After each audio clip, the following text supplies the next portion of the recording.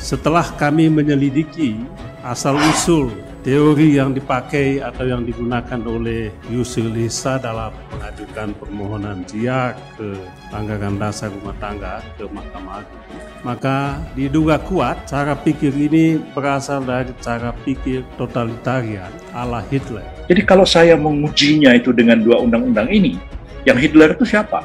Saya atau Pak SBY? Jadi dalam cara pikir hukum Hitler, yang dikehendaki oleh negara harus diikuti oleh semua organisasi sipil. Dengan cara pikir itu tadi, Yusril mencoba untuk menguji apakah kehendak anggota-anggota partai politik, anggota Partai Demokrat, sejalan dengan kehendak atau kemauan negara. Penguasa yang mana? Saya bukan orang pemerintah, saya berada di luar pemerintah. Tapi kliennya apa masalahnya, persoalannya? Tapi kok ini kemudian dibesar-besarkan tiap hari ya udah. Jadi saya uji pakai undang-undang Hitler. Undang-undang Hitler ini dibikin sama siapa? Sama Pak SBY sama Beni Harman di dalamnya. Dia bekerja atas nama kepentingan hidden power. Ada invisible power yang bekerja dengan tujuan untuk mencaplok Partai Demokrat secara ilegal atas nama hukum dan atas nama demokrasi. Isinya bertentangan dengan undang-undang. Siapa yang bisa menguji? Siapa yang bisa membatalkan? Nggak ada jawaban. Tidak ada penjelasan lain. Jadi hal-hal lain yang tadi disampaikan, misalnya anggaran dasar rumah tangga partai politik itu diuji terhadap kehendak undang-undang, itu sama sekali aneh. Nah, sekarang ini kan banyak ngomong, kenapa Yusril itu kok cuman anggaran dasar Partai Demokrat yang diobok-obok? Saya ini bukan obok-obok, saya berpikir secara akademik dan secara intelektual kalau dibilang obok-obok ya. Yusril datang untuk mencoba menggugat ini. Dan kalau nanti ini diterima praktis, tidak hanya mengikat Partai Demokrat, tapi juga mengikat partai-partai politik pada umumnya, dan juga mengikat organisasi-organisasi sipil lainnya. Dan kalau ini yang terjadi, maka lengkaplah teori hukum Hitler itu tadi. Aturan-aturan yang jelas tadi adalah aturan yang dibikin oleh rakyat untuk membatasi kekuasaan negara, supaya negara tidak bisa sewenang-wenang mengintervensi urusan partai politik. Saya kan advokat, saya bilang, karena dia ngasih kuasa sama saya dan dia punya legal standing, itu yang saya ajukan. Tiba-tiba sekarang ini saya dituduh sebagai Nazi, itu bagi saya sesuatu yang agak mencengangkan. Jangan-jangan yang duduk ini sama sekali tidak pernah belajar tentang Nazi, cuma dengar-dengar aja kata orang begitu. Tidak ada literatur Nazi yang saya gunakan sebagai rujukan dalam mengajukan uji formil dan material ke Mahkamah Agung ini. Bahkan dua undang-undang yang saya jadikan sebagai batu uji untuk menguji anggaran dasar dan anggaran rumah tangga Partai Demokrat itu, yang disebutkan tadi adalah undang-undang partai politik dan undang-undang pembentukan peraturan perundang-undangan, yang kedua-duanya itu dibuat oleh Presiden SBY dengan DPR yang di dalamnya ada fraksi Partai Demokrat dan di dalamnya ada Beni Harman sebagai anggotanya, dan itu disahkan. Jadi kalau saya mengujinya itu dengan dua undang-undang ini, ya, yang Hitler itu siapa? Saya atau Pak SBY? Jadi saya uji pakai undang-undang Hitler. Undang-undang Hitler ini dibikin sama siapa? Sama Pak SBY sama Beni Harman tinggal di dalamnya. Advokat 4, ex-kader Partai Demokrat Yusril Iza Mahendra menyinggung produk hukum pada masa pemerintahan Presiden ke-6 RI Susilo Bambang Yudhoyono. Dia menyebut dua undang-undang era SBY, yaitu Undang-Undang Nomor 2 Tahun 2008 tentang partai politik serta Undang-Undang Nomor 12 Tahun 2011 tentang pembentukan peraturan undang-undang, yang dipakainya untuk menggugat ADART Partai Demokrat sebagai produk rezim mengikut Adolf Hitler. Hal itu disampaikan Yusril merespon pernyataan Wakil Ketua Umum Partai Demokrat Beni Kabur Harman yang menuding dirinya menggunakan pendekatan hukum Adolf Hitler atau totalitarian terkait gugatan ADART ke Mahkamah Agung. Jadi kalau saya mengujinya itu dengan dua undang-undang ini, yang Hitler itu siapa? Saya atau Pak SBY?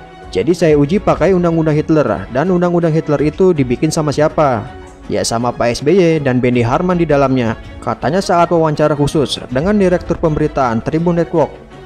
Feby Mahendra Putra dan News Manager Tribun Network Rahmat Hidayat, Rabu 13 Oktober 2021. Saya balik bertanya kepada Benny Harman, Anda ini ngomong bisa jadi kejebak sendiri karena saya uji ini pakai undang-undang yang dibuat Pak SBY. Berarti yang Hitler itu ya Pak SBY itu sendiri. Itu konsekuensi dari omongan Anda sendiri, imbuhnya. Yusril menegaskan Benny Harman tidak memiliki pijakan intelektual dengan menyatakan negara memaksakan kehendak terkait polemik Partai Demokrat. Ia menegaskan ADART Partai Demokrat diuji bukan atas kehendak penguasa. Sebab jika mengacu pada omongan Benny soal pola pikir Hitler, maka ada campur tangan negara dalam gugatan ADART Demokrat. Tiba-tiba saya sekarang ini dituduh sebagai Nazi. Itu bagi saya sesuatu yang agak mencengangkan. Jangan-jangan yang menuduh ini sama sekali tidak pernah belajar tentang Nazi. Cuma dengar-dengar saja kata orang. Kata orang begitu ucapnya. Jadi saya pikir ini mengada-ada saja. Karena saya tidak juga menguji ini dengan kehendak penguasa. Penguasa yang mana? Jokowi maksudnya. Saya juga tidak menjadi bagian dari Jokowi. Saya bukan orang pemerintah. Saya berada di luar pemerintah, tandasnya.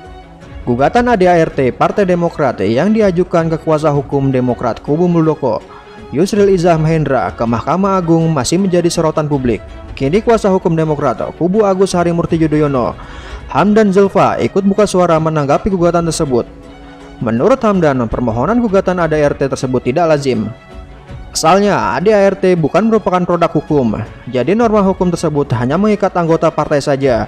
Kalau kita baca pasal 1 butir 2 Undang-Undang Nomor 12 Tahun 2011, ini dikenal dengan Undang-Undang Pembentukan Peraturan Perundang-undangan atau disingkat UU P3 tentang peraturan perundang-undangan, memberi batasan tentang peraturan perundang-undangan, kata Hamdan dalam keterangan yang diterima Tribun News Senin 11 Oktober 2021. Dari batasan itu, Hamdan mengatakan dia hanya mengikat Partai Demokrat dan anggotanya, tidak mengikat keluar. Jadi dalam batasan pengertian ini tidak termasuk peraturan perundang-undangan, tambahnya. Lebih lanjut, Hamdan menyebut ADART partai politik tidak ditetapkan oleh lembaga negara. ADART ditetapkan oleh partai politik melalui para pendiri partai dan peserta kongres. Sejak kapan partai politik adalah lembaga negara dan pejabat yang berwenang? Tetapi ditetapkan oleh partai politik yang bersangkutan, yaitu para pendiri partai atau peserta kongres, jelasnya. Dari sanalah mantan Ketua Mahkamah Konstitusi ini mengatakan hal-hal tersebut menjadi intervensi dalam gugatan ADART yang diajukan ke LB kubu Muldoko.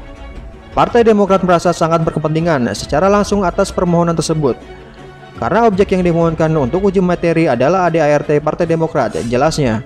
Sementara itu, Wakil Ketua Umum Partai Demokrat Benny Harman menduga Yusril Iza Mahendra mengajukan judicial review ke Mahkamah Agung terkait ADART Partai Demokrat memakai cara pikir Adolf Hitler. Setelah kami menyelidiki asal-usul teori yang dipakai atau yang digunakan oleh Yusril Iza Mahendra di dalam mengajukan permohonan JR ADART ke Mahkamah Agung, maka diduga kuat cara pikir ini berasal dari cara pikir totalitarian ala Hitler, kata Benny dalam jumpa pers di DPP Partai Demokrat Jakarta Pusat Senin 11 Oktober 2021. Dia menjelaskan secara ringkas acara pikir Adolf Hitler yang menjadi pimpinan Nazi. Judicial review ADART yang diajukan Yusril dinilai oleh Yusril ingin menguji apakah negara senang atau tidak dengan organisasi sipil. Semua yang dilakukan oleh rakyat harus diuji. Apakah negara senang atau tidak? Dan ini yang mau dilakukan oleh Yusril, tambah legislator Komisi 3 DPR RI ini. Dia bahkan meragukan apa yang selama ini disampaikan Yusril untuk mengajukan gugatan sebagai atas nama demokrasi. Dalam kaitan dengan itu, kami menduga yang dilakukan Yusril ini tidak bersifat non-partisan. Kalau dia mendengung-dengungkan atas nama demokrasi, tidak, katanya. Dia bekerja atas nama hidden power, atas nama hukum, dan atas nama demokrasi. Tidak ada penjelasan lain, jelasnya. Diberitakan sebelumnya, advokat Yusril Iza Mahendra dan Yuri Kemal Fadullah membenarkan bahwa kantor hukum mereka, Iza dan Iza Law Firm SCBD Bali Office, mewakili kepentingan hukum 4 orang anggota Partai Demokrat mengajukan judicial review ke Mahkamah Agung. Judicial review dimaksud meliputi pengujian formil dan material terhadap anggaran dasar dan anggaran rumah tangga ADART Partai Demokrat tahun 2020 yang telah disahkan Menkumham tanggal 18 Mei 2020. Oleh karena ADART, sebuah parpol baru dinyatakan sah dan berlaku, telah disahkan Menkumham, maka termohon dalam perkara pengujian ADART Partai Demokrat, Menteri Hukum dan HAM, Yusril dan Yuri mengatakan bahwa langkah menguji formil dan material ADART Parpol merupakan hal baru dalam hukum Indonesia.